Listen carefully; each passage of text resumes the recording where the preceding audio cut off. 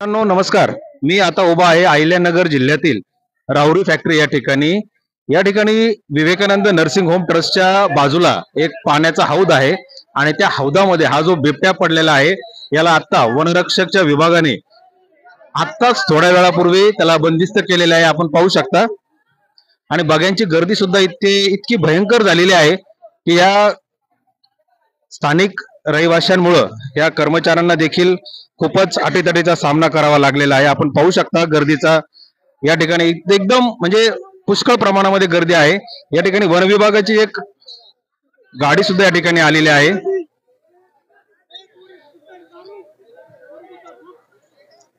पाहू शकता आपण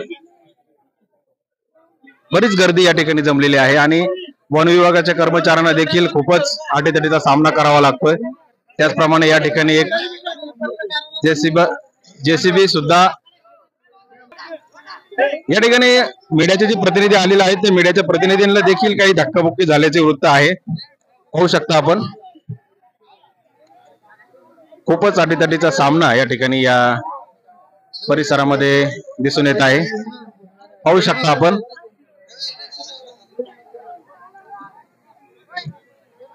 बरीच गर्दी या ठिकाणी जमलेली आहे आणि या बिबट्याला वन विभागाच्या कर्मचाऱ्यांनी आतमध्ये देवळाली प्रवरा नगर परिषदेचे माजी नगराध्यक्ष या ठिकाणी आहेत.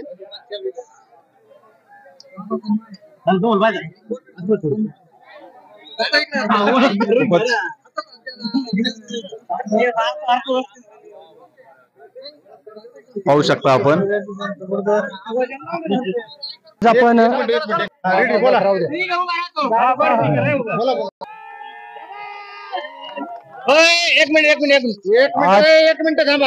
आज आपण राहुरी फॅक्टरीच्या नर्सरिंग शाळेमध्ये म्हणजे नर्सरिंग कॉलेज आणि इथे एक वसाहत आहे. त्या वसाहतीमध्ये साधारणतः दुपारी 2:30 ते 3च्या दरम्यान आम्हाला बिबट ह्या टाक्यामध्ये पडल्याची बातमी कळाली. त्यानंतर मी आणि माझा वन कर्मचारी राहुरी पत्रकार बंधू राहुरी परिसरातील यांच्या मदतीने इथे रेस्क्यू करण्याचा प्रयत्न केला. हा बिबट साधारणतः 2.5 ते 3 वर्ष वयाचा आहे आणि हा कोणीतरी भक्ष्याच्या पाठीमागे पळत असताना त्याच्याकडून पडला असा प्राथमिक अंदाज आमचा. कसा रेस्क्यू केला तुम्ही? आम्ही काय केलं, बिबट्याची जी पार्श्वभूमी आहे इथं आहे, कसा पडला कसा नाही ते पूर्ण जागेची पाहणी केली. पाहणी केल्यानंतर आम्ही आमच्या वन विभागाचे जे पिंजरे आहेत किंवा जाळ्या आहेत याचा वापर करून प्रथमतः बिबट्या जो आहे 2 याच्यामध्ये म्हणजे 2 हौदाच्या मध्ये असल्यामुळे बेळत होता आपल्याला, तिथं आमचा पिंजरा सहजासहजी लागणार होता. त्याचा अंदाज घेतला आम्ही आणि पिंजरा तिथं जेसीबी मशीनच्या सहाय्याने आणि ग्रामस्थांच्या मदतीने खाली सोडल्यानंतर आमचे वन कर्मचारी बंधू चव्हाण भाऊसाहेब, ड्रायव्हर आमचा ताराचंद गायकवाड आणि आमचा कर्मचारी कृष्णा पोपळगट यांच्या मदतीने आम्ही खाली सोडल्यानंतर त्याला रेस्क्यू करण्यात यश आलं आम्हाला. कोणत्या जातीचा आहे हा? नवीन जात दिसते. नाही, हा बिबटच आहे, फक्त नर आहे किंवा मादी नाही कळालं नाही गर्दीमध्ये. काय योगदान भरपूर मग नगरपालिकेचा मी वापर करतो तर नगरपालिकेने आम्हाला नाही मशीन दिलं आणि त्याचं सगळ्यात जास्त दादानीचं योगदान मोठं आहे की दादानी सगळं रेस्क्यू करते आमच्या बरोबर आमच्या कर्मचारी सारखे उपस्थित राहिले. काही याच्यातून काय जर आमच्याकडून थोडं काही चुकी झाली असेल किंवा कोणातरी बोलणं गेलं असेल तर मी प्रथम देखील व्यक्त करतो. मित्रांनो अशा पद्धतीनं ही जी गर्दी जमलेली आहे तुम्ही पाहू शकता आणि आता वन विभागाच्या कर्मचाऱ्यांनी देखील या ठिकाणी आपल्याला माहिती दिलेलीच आहे.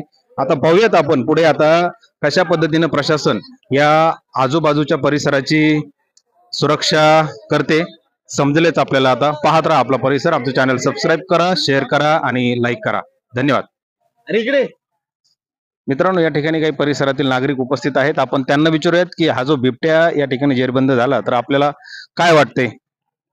या ठिकाणी जो बिबट्या जेरबंद झालेला आहे हा साऱ्या पूर्ण म्हणजे आज पूर्ण सकाळी 10 वाजता तो इथे टाकीमध्ये पडला होता आणि खूप असं लोकांचा आम्हाला संपर्काने आम्हाला कळलं की इथे बिबट्या पडलेला आहे. मग त्यासाठी आम्ही वन विभागाला कॉन्टॅक्ट केला, नगरपालिकेला कॉन्टॅक्ट केला आणि इथले जे सगळे ग्रामस्थ आहेत त्यांनी भरपूर मदत केलेली आहे आणि अशा पद्धतीने हा बिबट्या जेरबंद झालेला आहे. त्यासाठी वन विभागाचे आम्ही आभार मानतो. पाहू शकता मित्रांनो या पद्धतीने या वाहनामध्ये हा बिबट्या घेऊन चाललेले आहेत. धन्यवाद.